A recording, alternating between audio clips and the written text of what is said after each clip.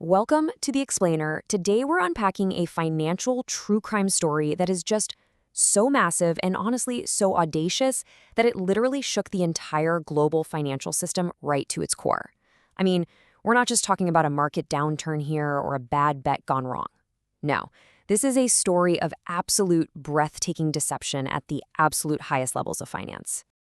$8 billion. Okay, let's dive into this. That staggering mountain of money, it wasn't hacked by some anonymous cyber syndicate. It wasn't lost in a sudden market crash. It was just gone, vanished, stolen by the exact guy everyone in the financial world thought was different. We're talking about a 30-year-old billionaire who somehow had the entire world convinced that he was the savior of modern finance. Part 1. The Golden Boy, the perfect founder. You see, to understand exactly how an $8 billion hole gets dug without anyone noticing, we first have to look at the architect behind it all. We need to look at the mirage that culturally validated his massive success. Because on paper, Sam Bankman-Fried, or SBF as he's widely known, was basically the absolute ideal founder. Just look at this pedigree. An MIT graduate, both of his parents Stanford professors. He actually cut his teeth working at Jane Street, which is one of the most ruthless and respected trading firms on Wall Street. And he used this totally flawless resume to just charm the absolute smartest investors in Silicon Valley. He was testifying before Congress. And in the blink of an eye, he became a 30-year-old billionaire. Basically, he was exactly what the establishment desperately wanted a crypto prodigy to look like. And because of that perfect golden boy image, the numbers he pulled in were simply astronomical. His exchange, FTX, actually seemed to work perfectly. I mean, they boasted 5 million total users and moved a staggering $10 to $15 billion in daily trading volume. Billions, every day. Top venture capital firms like Sequoia poured nearly $2 billion into his vision. And when you add in all those massive celebrity endorsements from icons like Tom Brady and Larry David, plus the Super Bowl commercials, I mean, everything about FTX absolutely screamed legitimate. But this creates an incredibly terrifying juxtaposition. On one hand, you have billions flowing in from the supposedly smartest investors on the planet. And with that level of elite backing, the assumption, the logical conclusion, was that surely someone had checked the books, right? But the reality? They hadn't. Nobody did. No one realized that this entire towering empire lacked even the most basic oversight. It's crazy. Section 2. The Rotten Core, Hidden Mechanics of Fraud. Because right beneath the glossy magazine covers and the highly publicized congressional hearings, this empire was deeply, deeply rotten. So SBF's empire actually had two very different faces. On one side, you had FTX. That was the public, highly trusted crypto exchange where millions of people confidently deposited their money. But on the other side was Alameda Research. This was a separate, highly secretive private trading firm that was also run by Sam Bankman-Fried. And what the public didn't know, actually, scratch that, what even his own employees didn't know was that SBF was quietly directing Alameda to just go in, access FTX customer funds, and trade with them. Now, when we talk about customer funds, it's super easy to get lost in all the high finance jargon, but let's really ground this for a second. Somewhere, right at that moment, there was a nurse in Ohio topping up her FTX account on her lunch break. She thought she was securely building her retirement fund. She had absolutely no idea that her hard-earned money was being silently siphoned off to fund super risky trades at a secretive hedge fund. Now, what's really interesting here is how the entire scheme was finally exposed in November 2022. A reporter at CoinDesk managed to leak Alameda's balance sheet. And what did it show? Well, it showed that nearly half of Alameda's massive $14.6 billion in assets was held in a token called FTT. And what is FTT? It was a coin FTX literally printed themselves. It was just made-up money. So the crucial point is understanding this exact cycle of deception. It's like a giant puzzle. Step 1, FTX just prints the FTT token right out of thin air.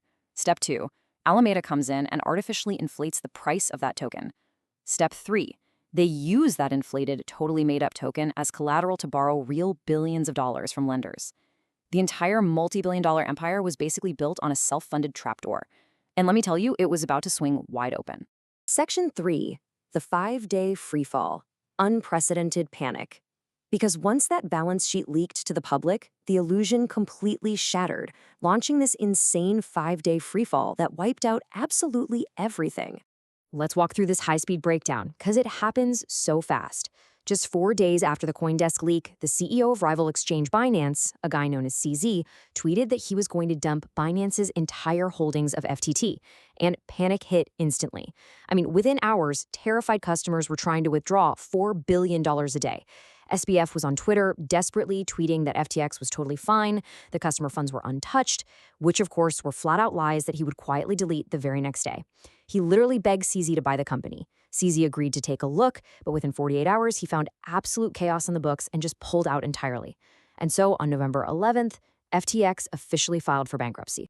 But again, behind these timeline bullet points is just pure human panic. Imagine being one of those 5 million users. You know, you're waking up in a cold sweat, frantically refreshing the FTX app at 3 a.m., watching your entire life savings sit there just one click away, and it's not moving.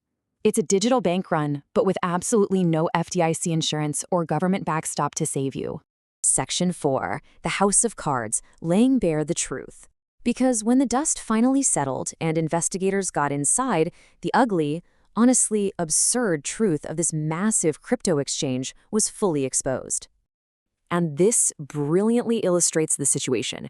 You see this hazy, abstract, almost golden mirage? That is exactly what FTX was in reality. It was a glittering, highly polished facade that was just masking an interior completely devoid of structure, completely devoid of documentation, and honestly, devoid of reality. The contrast here is just absurd. On one side, you have a multi-billion-dollar exchange moving $15 billion daily, trusted by the absolute world's elite. But on the other side, the actual reality, you had a global financial institution literally running its accounting on QuickBooks.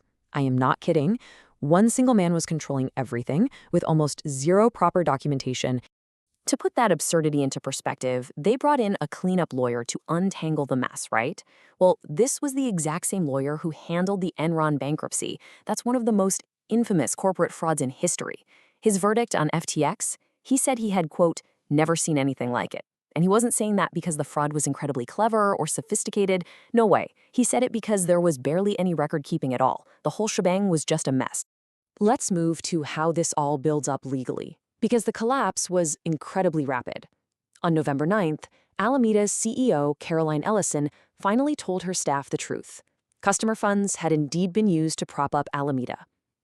When Bahamian police arrested SBF in December and extradited him to New York, his inner circle flipped incredibly fast. Ellison, Gary Wang, and Nishad Singh all pleaded guilty and testified against him. SBF himself was convicted on a dozen federal counts and is now serving decades in federal prison. But we have to remember, $8.9 billion in customer money was missing. Not lost, it was spent on someone else's mistakes. Section 5. The human aftermath. Everyday users' cost. While the legal battles are one thing, the true, heavy burden of this deception is carried by the everyday users who were just left holding the bag.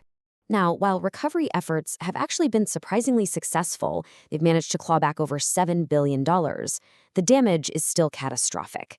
Legal fees alone have completely drained past $200 million right out of the pot. And with $1.7 billion still missing, the reality is that most victims are just still waiting to be made whole. The emotional and financial toll of this is just devastating. Some victims became so incredibly desperate that they actually sold their bankruptcy claims for just 11 cents on the dollar.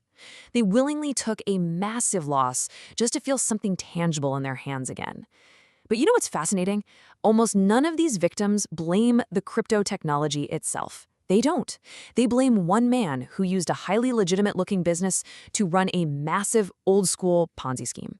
One victim actually summed up the core tragedy of this entire ordeal absolutely perfectly during the court proceedings.